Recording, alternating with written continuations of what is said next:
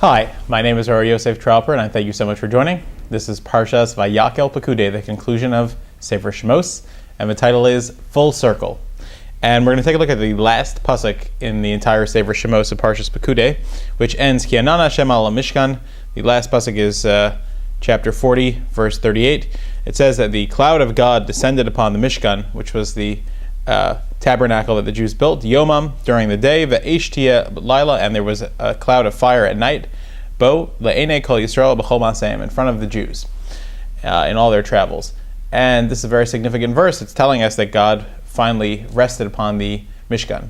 And I wanted to bring our attention back to the Ramban. And the Ramban at the beginning of Shemos, and he discusses this in a few places, but he asks the very famous question that he asks, which is that, one second, isn't Shemos supposed to be about the Exodus, which means the Jews going out of Egypt? And then comes Vayikra, which is Leviticus, the laws of Torah's Kohanim, the laws of the Kahuna. So shouldn't that Vayikra include the Parshas of building the tabernacle? Because that's what it has to do with the Kohanim, that's where the service is done. But Shemos should end after the Exodus, right? We have Parshas Shemos Va'era Bo B'Shalach talks about the Jews going out, and that should be Shemos. Why in the world is there this concept of Matan Torah that comes in Parshas Yisro Mishpatim? What does that have to do? Isn't that the laws? Isn't that Leviticus? And especially the end, the Mishkan, that's where the place of service of God, where they brought the Karbanos. So what's going on with the Sefer Shemos? And the Ramban says this famous and beautiful principle, which is, and so relevant at this time of year also for Pesach, and he says that the Jews were not considered freed from Egypt until they accepted the Torah of Hashem, which was the whole purpose of why they were taken out, until they built a place for him to dwell, which was the Mishkan, the place that God dwells with them. And the Ramban draws our attention to the expression that he uses is that they should return to the Mila, to the great high level of their forebearers, referring to the Avos and the Imos.